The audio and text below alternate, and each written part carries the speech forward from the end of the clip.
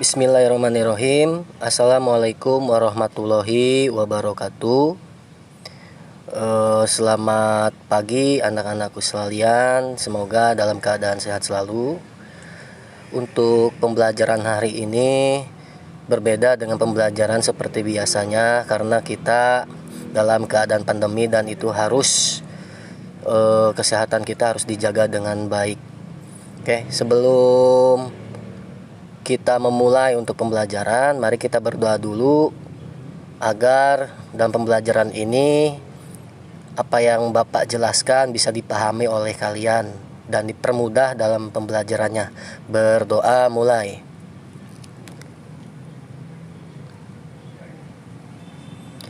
Berdoa selesai.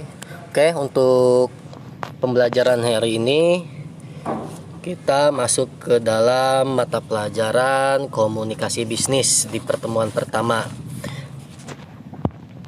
Oke, komunikasi dapat dimaknai sebagai jalannya proses di mana seorang maupun sekelompok orang yang menciptakan serta menggunakan sejumlah informasi agar saling terhubung dengan lingkungan sekitar. Nah, di sini menurut Anwar Arifin, komunikasi adalah jenis proses sosial yang berkaitan dengan aktivitas manusia serta syarat akan pesan maupun perilaku. Dalam Kamus Besar Bahasa Indonesia, definisi komunikasi sebagai pengiriman dan penerimaan pesan atau berita antara dua orang atau lebih sehingga pesan yang dimaksud bisa dipahami. Nah, dalam kehidupan sehari-hari kita sering nih mendengar istilah komunikasi ya. Yang dimana komunikasi ini adalah sebagai sarana kita untuk menjelaskan apa yang kita ingin jelaskan. Oke. Nah, di sini dalam komunikasi ada disebut dengan fungsinya. Sebagai kegiatan yang dilakukan oleh satu pihak ke pihak lain memiliki fungsi penting dan beragam.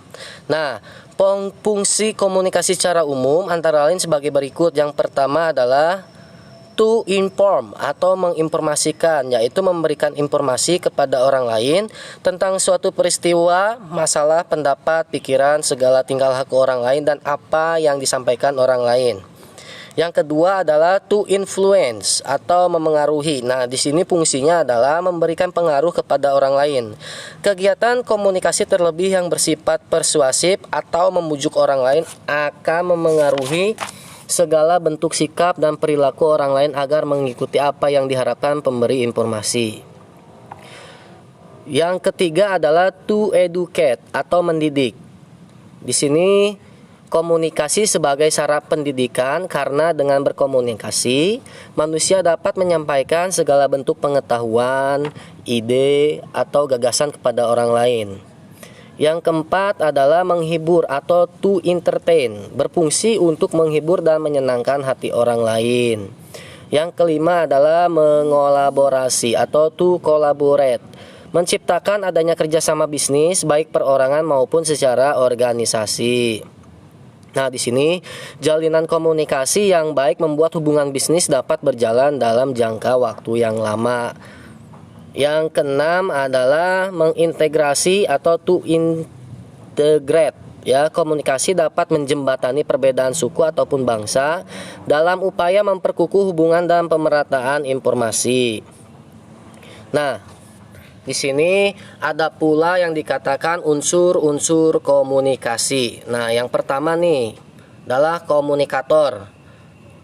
Orang atau pihak yang menyampaikan pesan informasi.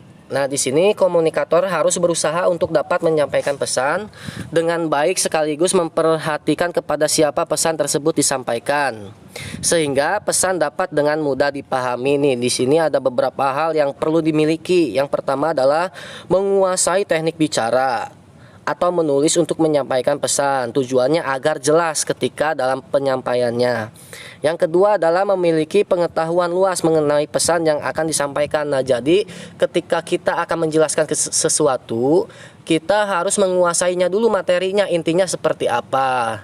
Nanti ketika kita sudah menguasai, baru kita dapat menjelaskannya secara rinci. Yang ketiga adalah memiliki kemampuan untuk menyusun isi pesan dengan baik. Keempat, memiliki kemampuan untuk memilih media yang paling tepat untuk digunakan dalam penyampaian pesan. Yang kelima adalah memiliki kredibilitas yang baik di mata audiens atau penerima pesan. Yang keenam, memiliki pengetahuan untuk mengantisipasi gangguan yang mungkin timbul dan memiliki kemampuan untuk memberikan tanggapan atas feedback yang diberikan penerima pesan. Yang selanjutnya adalah pesan atau informasi. Merupakan sebuah ide atau informasi atau berita yang ingin disampaikan. Nah, di sini ada beberapa jenis nih. Yang pertama adalah pesan informatif. Pesan yang sifatnya memberikan pemberitahuan, keterangan, fakta atau informasi lainnya, contohnya undangan meeting karyawan, informasi penutupan jalan sementara dan lain sebagainya. Yang kedua adalah pesan persuasif. Di sini pesan yang bersifat membujuk ya. Tujuan pesan jenis ini adalah mengubah sikap penerima pesan. Pesan jenis ini diharapkan dapat mengubah sikap penerima pesan tanpa adanya paksaan. Contoh, pesan tentang bahaya narkoba atau merokok. Yang ketiga atau yang terakhir adalah pesan koersif, merupakan pesan yang bersifat memaksa penerima pesan menaati pesan tersebut. Contohnya, peraturan pegawai dalam sebuah perusahaan. Yang selanjutnya adalah media komunikasi. Merupakan sarana atau saluran yang digunakan oleh komunikator untuk menyampaikan sebuah pesan.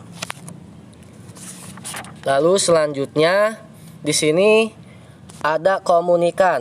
Nah, di sini komunikan adalah penerima pesan atau pihak yang menjadi sasaran komunikasi.